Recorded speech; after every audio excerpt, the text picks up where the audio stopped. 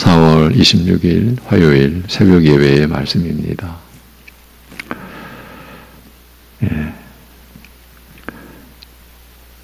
우리에게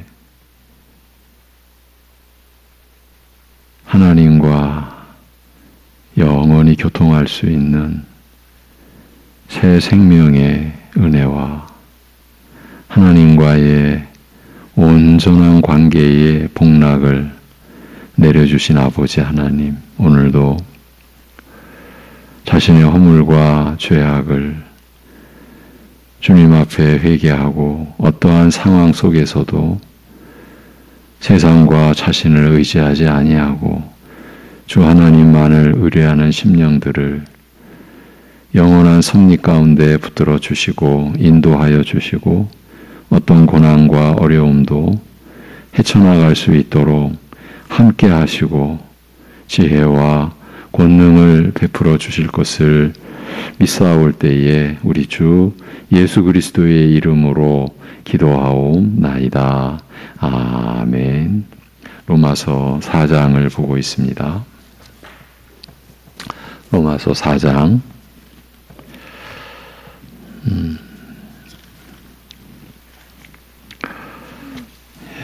오늘은 16절부터 19절까지만 좀 보겠습니다. 로마서 4장 16절에서 19절입니다.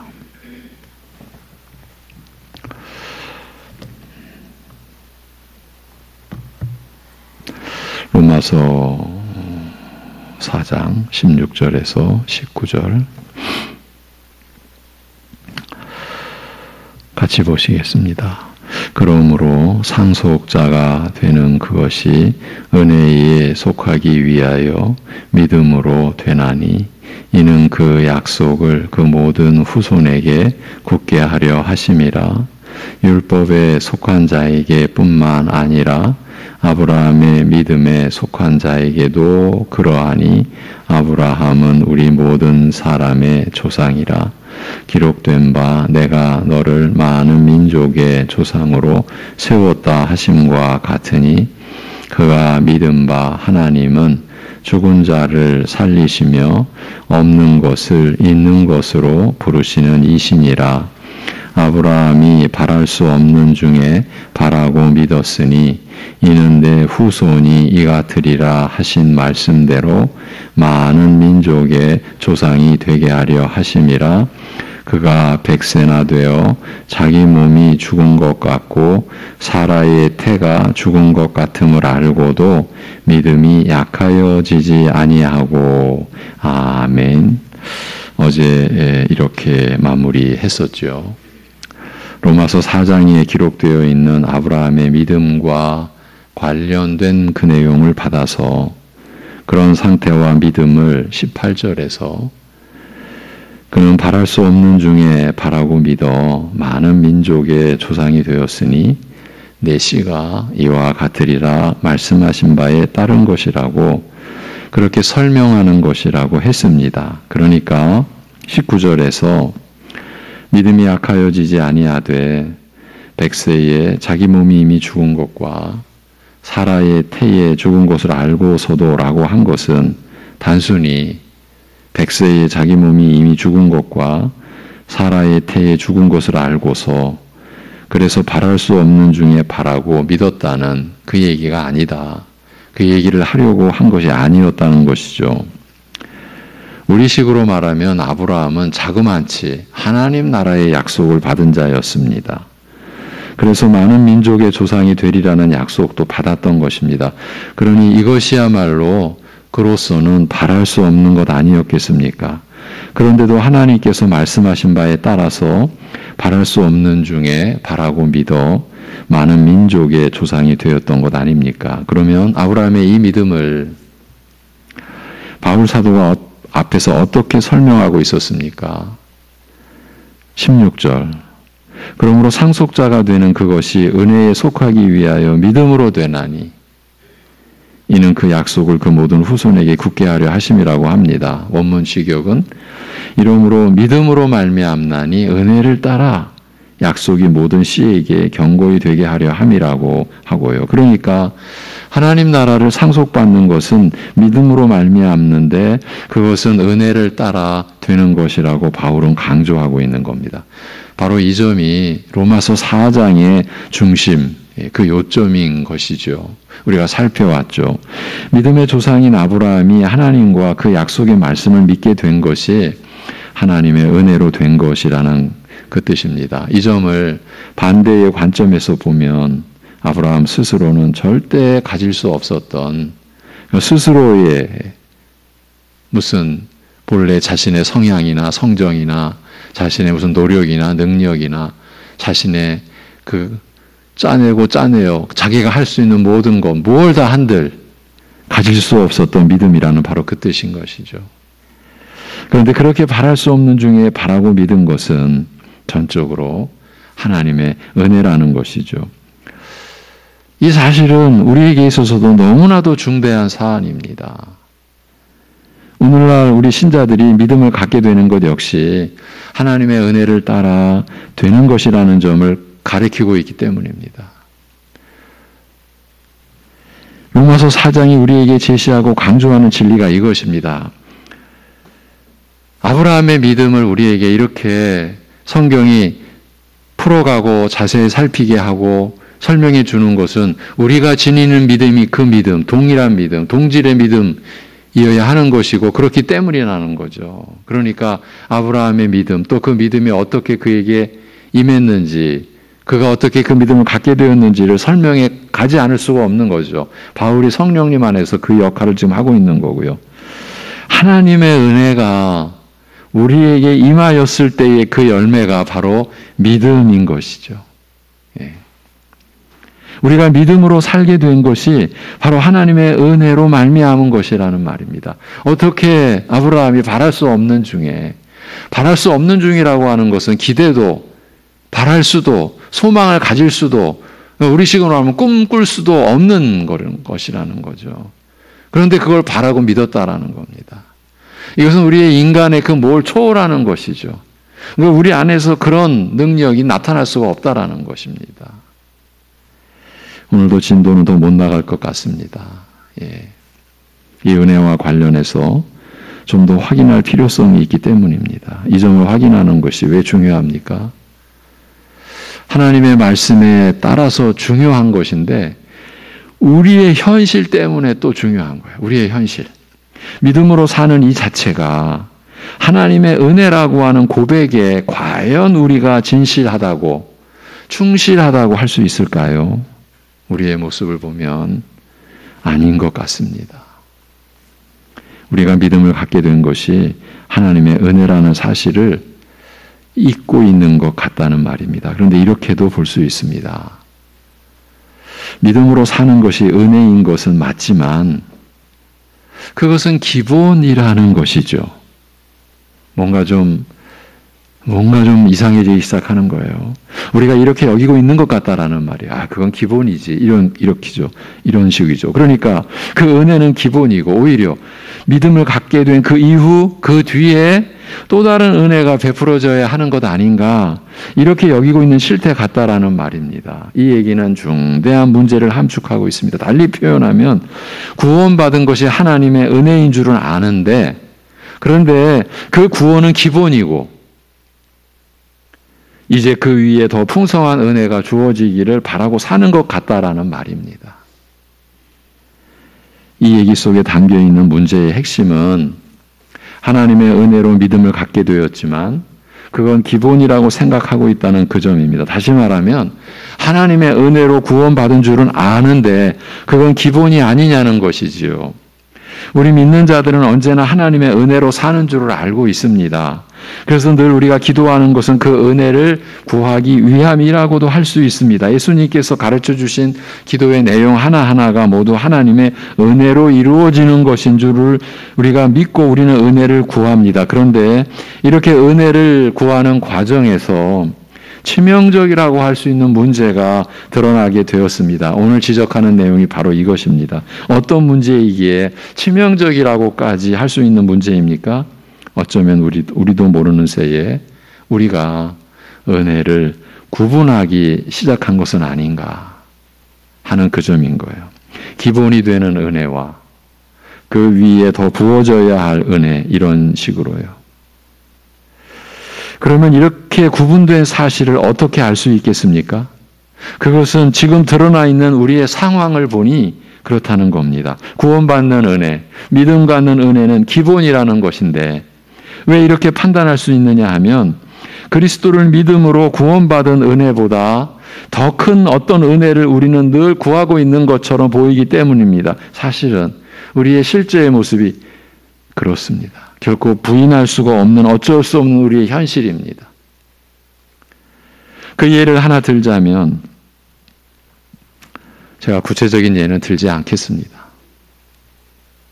제가 구체적인 예를 들지 않는 이유는 넓게 보면 이런 겁니다. 그 예를 들어드린 것 그 하나만 우리는 또 꽂혀버립니다. 아, 그것만. 그러면 그것만 피하면 되겠네. 이렇게 되는 것도 제가 경험했던 것 같습니다. 그건 아니죠. 예를 들어드리는 것은 우리 전체를 보기 위함인데, 그래서 제가 오늘은 신뢰를 안 듭니다. 신뢰를 안 들지만은 이렇게는 말씀드릴 수 있습니다. 우리가 단지 믿음으로 구원받은 그 영광보다 더 큰 영광이 우리 안에 실제하고 있지 않느냐 하는 거예요. 부정할 수 있겠습니까? 제 자신과 여러분에게 드리는 말씀입니다. 좀 더 노골적으로 표현해 보자면 우리가 구원받은 그 상태의 영광을 알고 그로 인해 깊은 감사로 찬양을 드리며 그 중심으로 살아간다고 할 수 있습니까? 바로 엊그제 이번 주일 말씀과 그대로 겹쳐지는 내용이죠.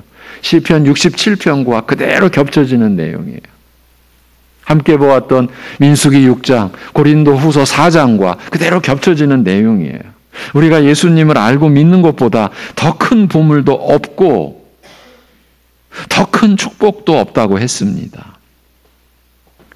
그러면서 우리가 이 말씀을 오늘날 수용할 수가 있겠냐고 했지요. 질그릇일 뿐인 우리가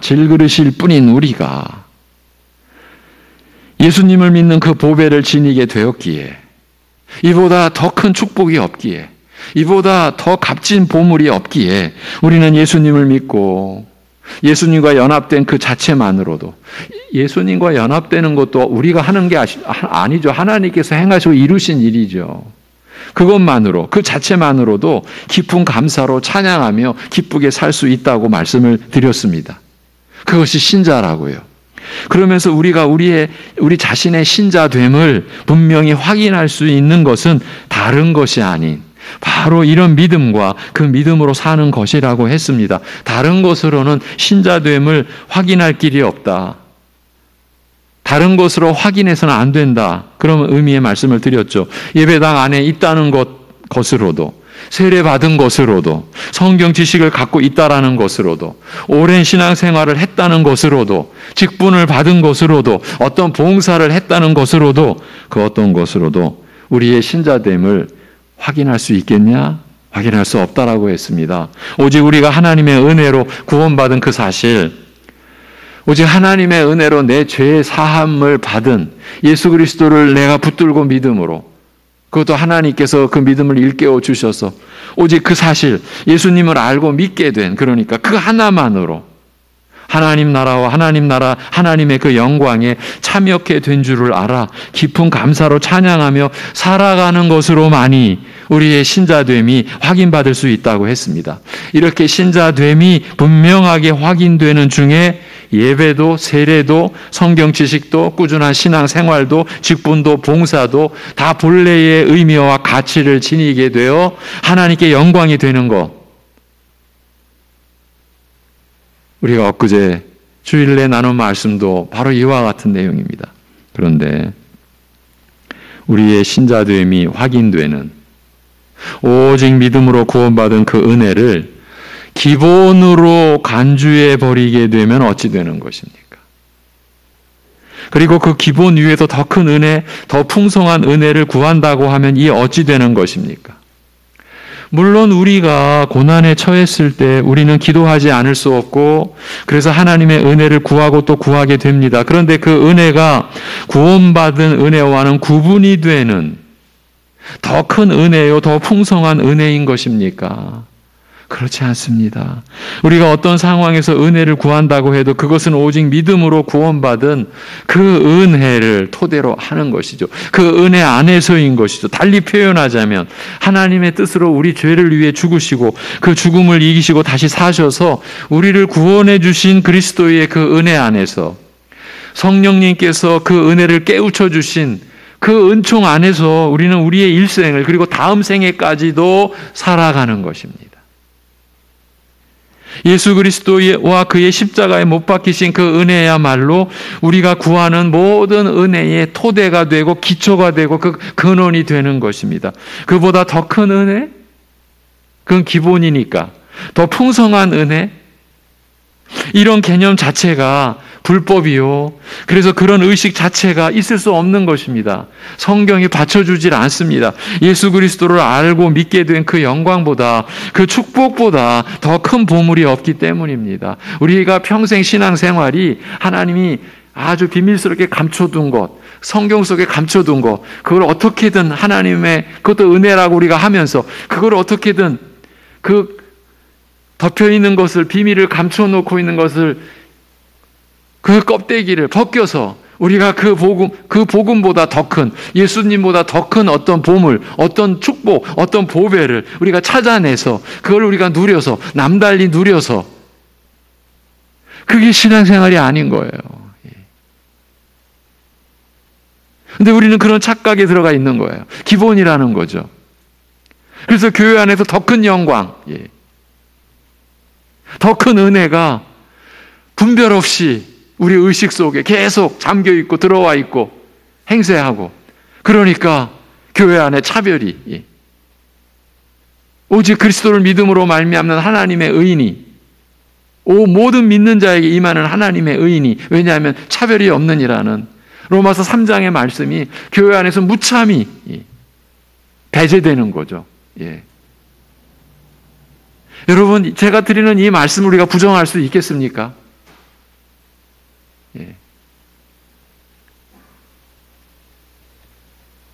방금 말씀드린 이 은혜에 관한 진리가 우리 안에서 무너져 내렸기 때문에 우리가 구원받은 은혜는 그 믿음은 기본에 속한 것이고 그 이상의 은혜가 있어야 한다고 우리는 그보다 더 크고 풍성한 은혜를 받아야 한다고 하는 거짓과 불법과 추악한 논리가 우리 안에서 일어났던 것입니다. 사탄의 수종 노릇을 하는 거짓 선지자 같은 이들이 큰 역할을 하기도 했고요.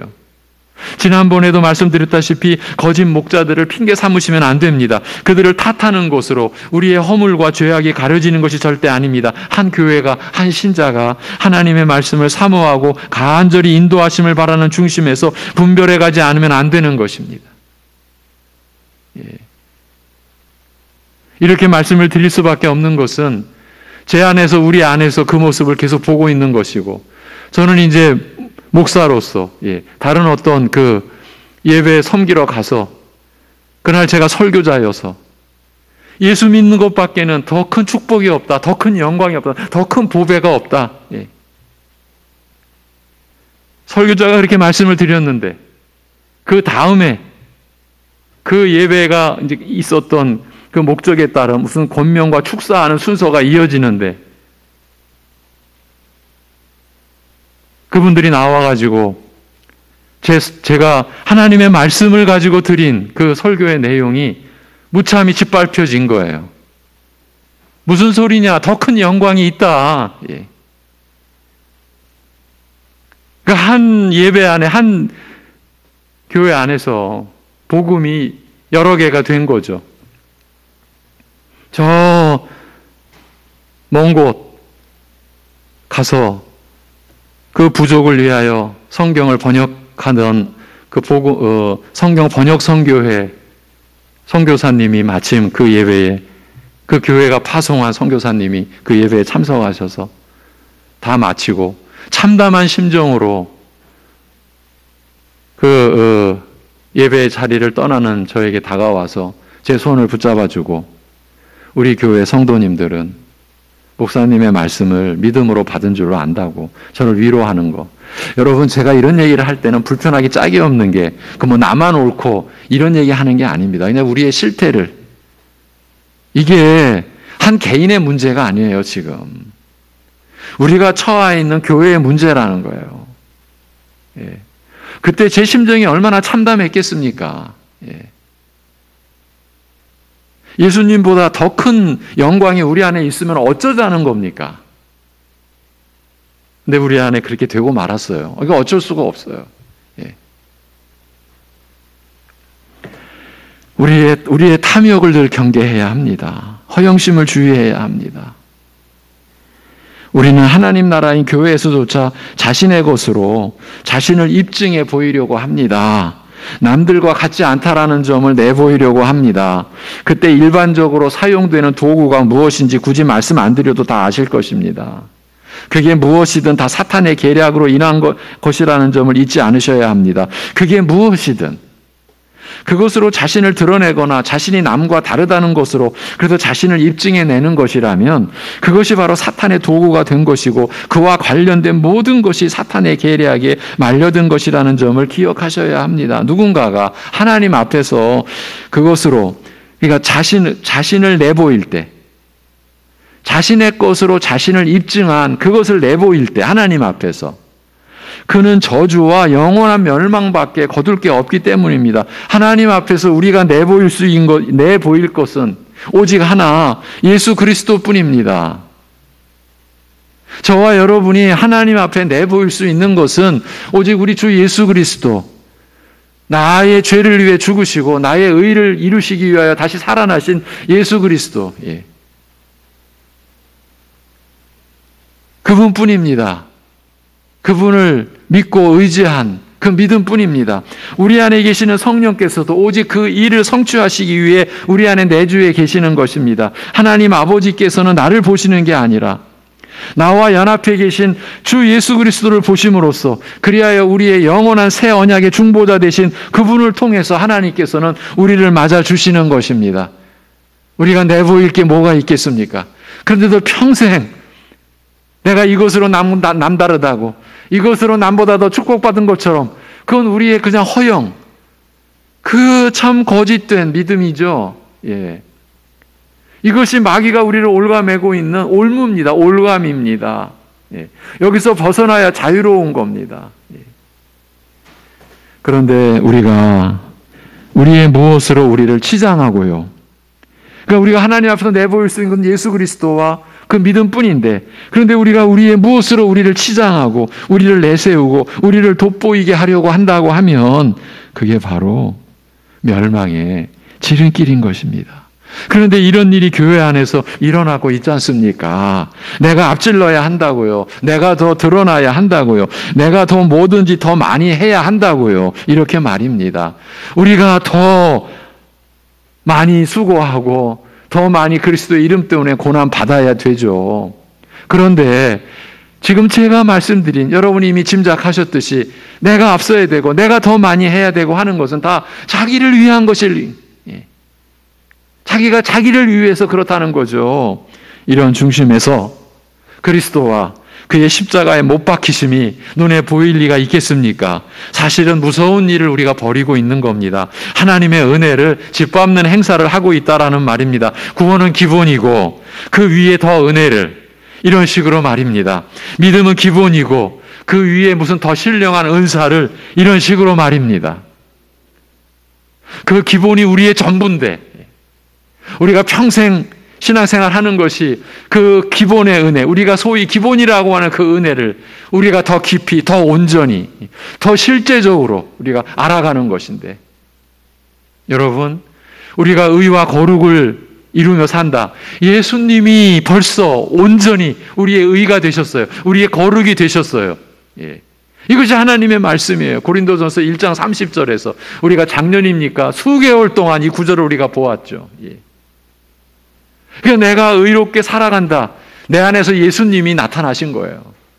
내가 나를 자랑하는 게 아니라 예수님을 드러내는 것이 우리에겐 기쁨이다. 이렇게 말씀을 드렸죠.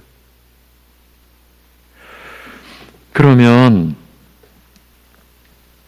그 기본 위에, 이 기본은 우리가 말하는 겁니다. 성경이 말하는 기본이 아닙니다. 그 기본 위에 베풀어지는 은혜를 대개는 우리가 어떻게 생각합니까? 이 점만 살피고 맺겠습니다. 그것은 자신이 바라는 대로 무엇인가가 이루어졌을 때 은혜를 받았다고 생각하는 것으로 드러난다라고 볼 수 있습니다. 그러니까 하나님의 은혜를 우리가 판단하는 시기인 겁니다. 어떤 것은 은혜고 어떤 것은 아니라는 시기 되는 겁니다. 하나님께서 베푸시는 은혜가 이렇게 우리 자신에 의해서 평가받는 시기 되는 겁니다. 예. 누군 더 은혜를 받고, 누군 덜 받은 것 같고, 예. 그래서 우리 입에서 이런 얘기가 아무 분별 없이 막 나오는 겁니다.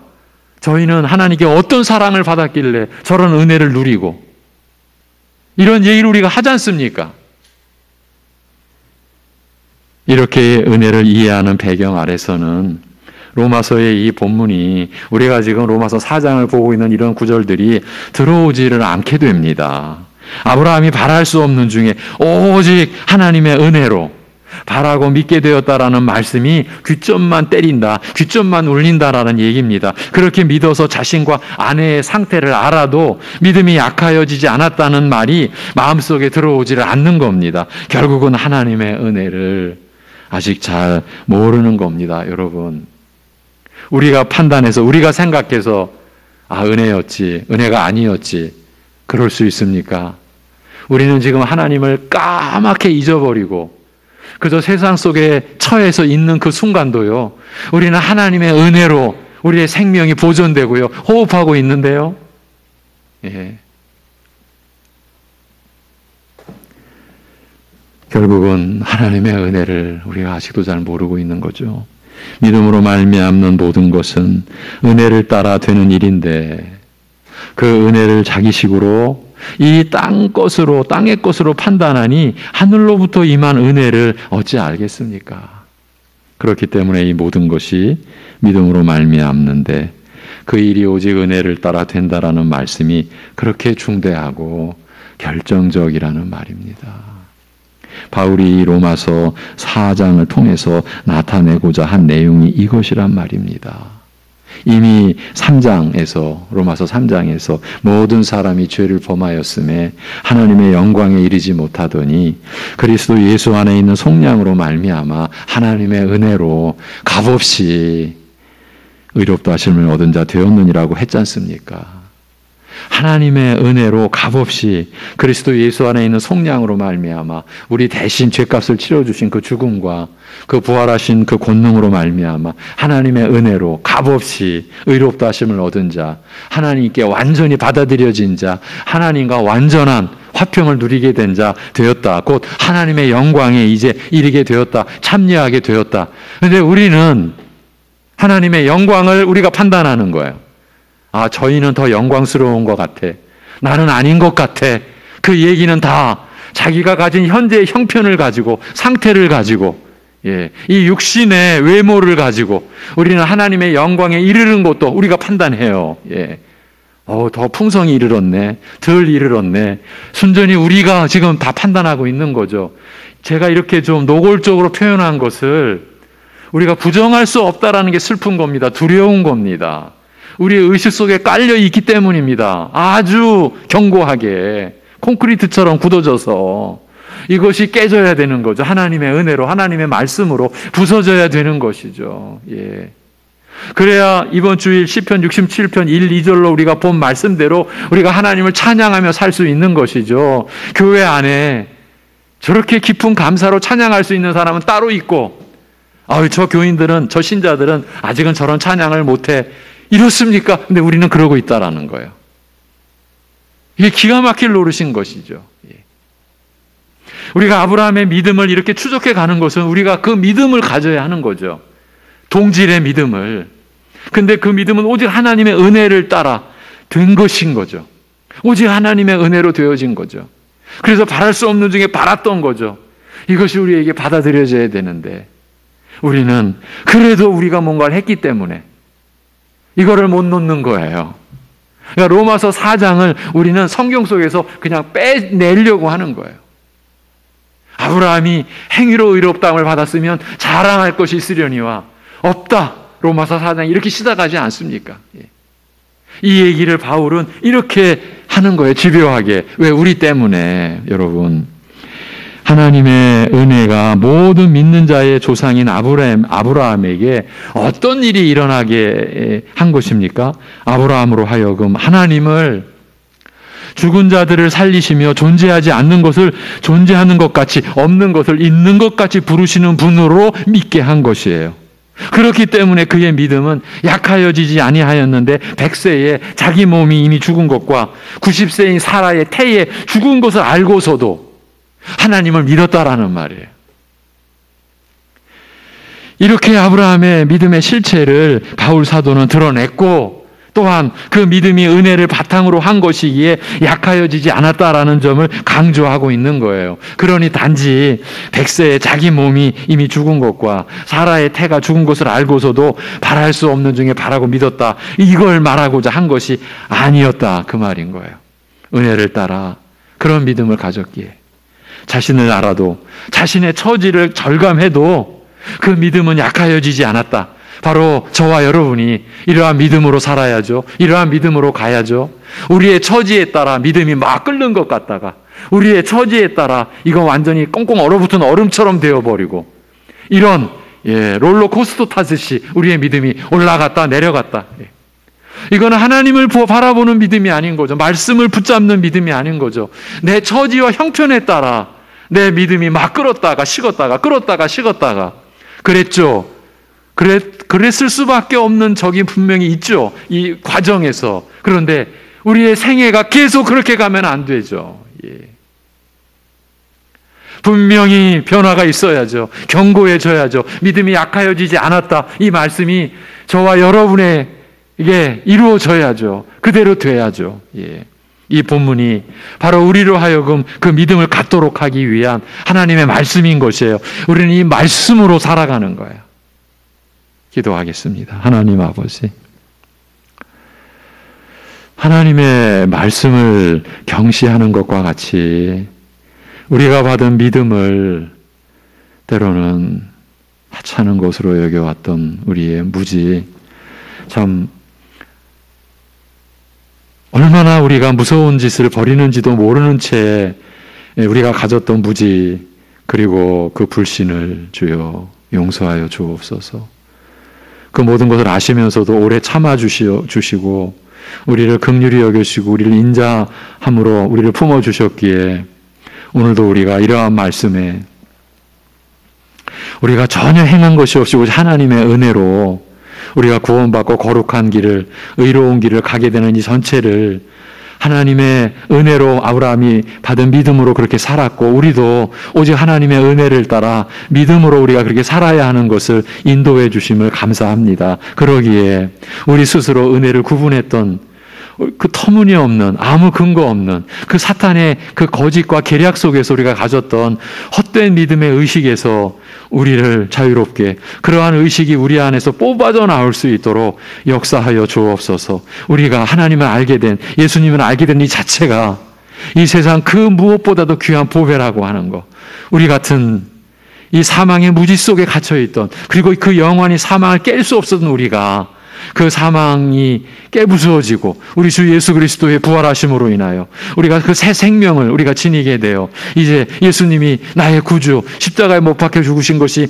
내 죄로 인한 죽음, 다시 사신 것이 나의 의를 온전히 이루시고 우리로 하여금 영원한 새 생명을 지니게 하신 오직 하나님의 역사, 우리가 그 은혜를 입어 오직 그 은혜를 따라 우리가 죄 사함 받고 거듭난 하나님의 자녀된 신분으로 살아가는 이 자체가 갖는 영광, 이보다 더할 게 없는 이 보배로움과 이 축복을 우리가 다 함께 오직 믿음으로 말미암아 은혜를 따라 지닌 이 자체로 교회가 하나됨을, 그래서 믿음도 하나됨을 우리가 찬양할 수 있고 이것을 우리가 드러낼 수 있고, 그래서 자기 자신을 그 무엇으로도 드러내거나 자랑하는 것이 수치스러운 일이요, 죄스러운 일이요, 두려운 일이라고 하는 것이 우리 안에서 끊임없이 샘솟듯 일어나는 은혜로 말미암아 새롭게 갖는 우리의 마음과 생각이 되게 주여 인도하여 주시옵소서.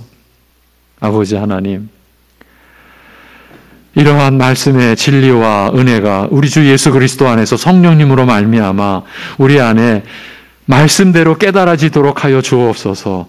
그것을 거부하려고 하는 이 세상의 것, 우리 안에 있는 죄된 것, 그 허영과 교만한 것들 주님께서 다스려 주시옵소서. 주님께서 추출하여 주시옵시고 우리 안에 거듭난 선한 양심과 그 마음이 하나님의 은혜로 우리의 심령에 온전히 임하고 그 토대 위에서 주의 말씀을 우리의 영혼의 양식으로 받을 때에 그 은혜를 받을수록 우리 주님의 우리 위에 죽으신 그 은혜 안에서의 은혜임을, 그 그리스도의 십자가에 못 박히심을 떠난 은혜가 있을 수 없음을, 그것을 토대로 하지 않은 것은 은혜가 아님을 우리가 언제나 고백하고 언제나 그렇게 찬양하며 살아갈 수 있도록 인도하여 주시옵소서. 하나님 아버지, 여러 가지 일들을 우리가 겪습니다. 오늘 우리 한 가족이 매우 어려운 수술을 받게 됩니다. 연약한 지체를 갖고, 그렇지만 하나님이 주신 영광된 믿음을 받아서 하나님의 자녀로 일생을 살아가지만 본래 연약한 육신을 지니고 있어 더 연약한 가운데 있는 우리 가족이, 우리 박혜경 집사가 오늘 척추에 큰 수술을 받습니다. 도와주옵소서, 돌보아 주옵소서, 붙들어 주옵소서. 처음부터 시작을 주관해 주시옵시고 목표한 모든 수술의 그 과정이 온전히 이루어질 수 있도록 눈동자같이 지켜 보호하여 주시옵소서. 모든 걸 주님께 의탁하옵고 우리 주 예수 그리스도의 이름으로 기도하옵나이다. 아멘.